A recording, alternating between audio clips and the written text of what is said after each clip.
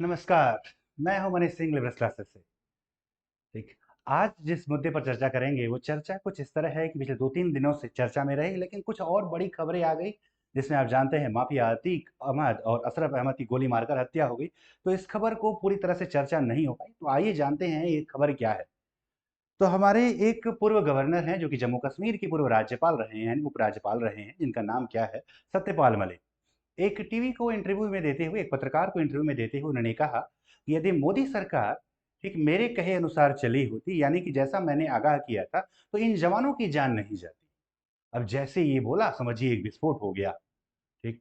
कहते भी हैं अगर घर का झगड़ा, ठीक है, अगर बाहर पड़ोसी वाला सुन ले, घर के अंदर है तो ठीक है, पड़ोसी उसका मजा लेने लगता है या उस पर जो है किसी तरह का आरोप प्रत्यारोप हो, उसको भी अवसर मिल जाता है। तो कुछ ऐसा ही हुआ इस मुद्दे पर, जब सत्यपाल मलिक ने फिर प्रधानमंत्री नरेंद्र मोदी पर यह आरोप लगाया कि इनकी कमी की वजह से, यानी कि सरकार की गलती की वजह से हमारे जवानों की जान गई। आप जानते हैं कि 14 फरवरी 2019 को ठीक पाकिस्तान के जैश ए मोहम्मद नामक एक आतंकी संगठन ने कायराना पूर्ण हत्या हमला किया, जिसमें हमारे बहुत सारे जवान, लगभग 40 जवान क्या हो गए, सीआरपीएफ के शहीद हो गए।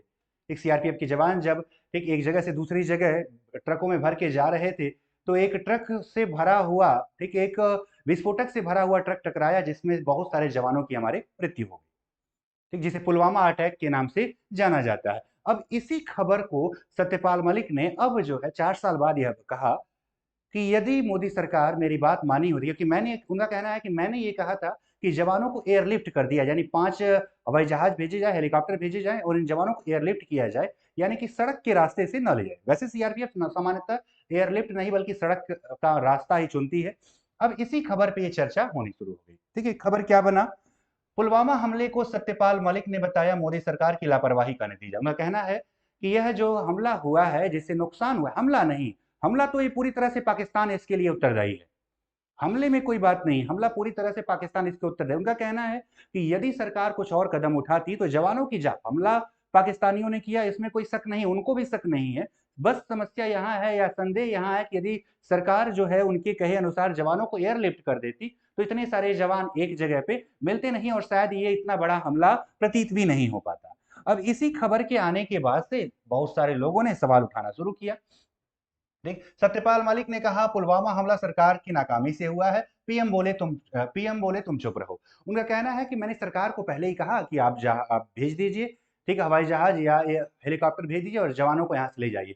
उनका ये कहना है कि मैंने जब ये प्रधानमंत्री से कहा तो प्रधानमंत्री ने कहा तुम चुप रहो और इस मामले पर किसी और से मत कहो, यानी इस मामले पर चर्चा करने की आवश्यकता नहीं है। ये बात सत्यपाल मलिक, जो कि पूर्व राज्य उपराज्यपाल जम्मू कश्मीर उस समय, यानी कि जब पुलवामा हमला हुआ था तब भी वो वहां की क्या थी, उपराज्यपाल थी, उनका कहना है सरकार ने मुझसे कहा कि तुम चुप रहो, पीएम मोदी ने मुझसे कहा कि तुम चुप रहो।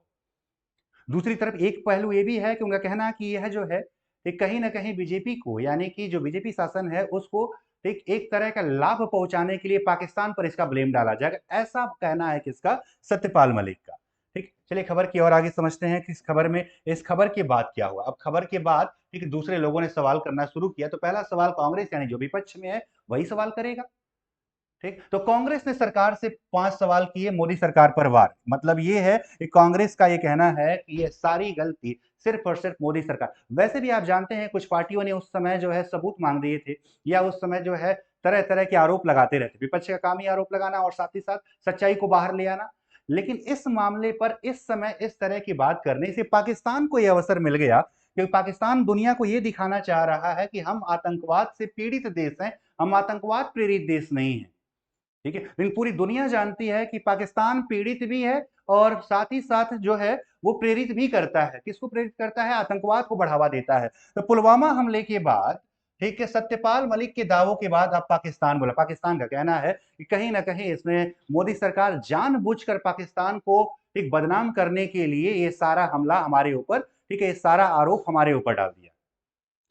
जबकि सच्चाई इसमें ऐसा कुछ नहीं है। चलो मान लिया हमारे जवान थे, हमने एयरलिफ्ट नहीं किया, लेकिन हमला तो तुमने ही कराया और तुम्हारा ही एक आतंकी संगठन है जो पाकिस्तान बेस्ड है, जिसका नाम है जैश ए मोहम्मद। क्या नाम है? जैश ए मोहम्मद। खबर उसने स्वयं स्पष्ट तौर पर अपनी वेबसाइट पर यह लिखा ठीक, जैसे Mohammed claims responsibility for Pulwama attack, उसका कहना था कि ये हमारा ही कृत्य है, हमने ही पुलवामा अटैक कराया। अब पाकिस्तान का ये दावा कि मोदी सरकार हमको बदनाम करी, ये कहीं से भी फिट नहीं बैठता है।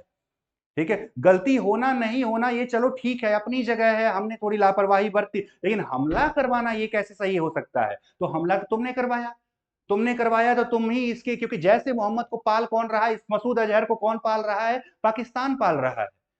तो पाकिस्तान का चेहरा भारत ने दुनिया भर के सामने क्या किया? प्रस्तुत, क्योंकि इस मामले पर अमेरिका ने भी भारत का साथ दिया और उसने भी ये माना जैसे मोहम्मद की करतूत है, और जैसे मोहम्मद कहाँ का आतंकवादी संगठन है, पाकिस्तान का है। मसूद अजहर जिसे क्या करता है? नेतृत्व करता है। तो ऐसे में ये जो अंदरूनी, भारत के अंदरूनी मामलों पर दूसरे देशों द्वारा बोला जाना, कहीं ना कहीं घर के कलह को या घर के झगड़े को बाहर ले जाने से एक देश की ही क्या होती है? बदनामी होती है। ऐसे में सत्यपाल मलिक पर भी ये सवाल उठता है कि क्यों वह 4 साल बाद इस बात को बता रहे हैं, उसी समय उन्होंने क्यों नहीं कहा? हालांकि पहलू अलग अलग हो सकते हैं, लेकिन ये जानकारी ऐसे समय में आई जब मोदी सरकार अगले वर्ष 2024 में क्या लड़ने वाली है? चुनाव लड़ने वाली है। यानी कि अगले वर्ष 2024, तो क्या इस खबर का 2024 के चुनाव पर असर पड़ेगा? ये तो भविष्य ही बताएगा। लेकिन ऐसे ही खबरों को जानने के लिए मुझसे जुड़े, मैं मनीष सिंह, लिबरल क्लासेस से। आप सभी को बहुत बहुत धन्यवाद।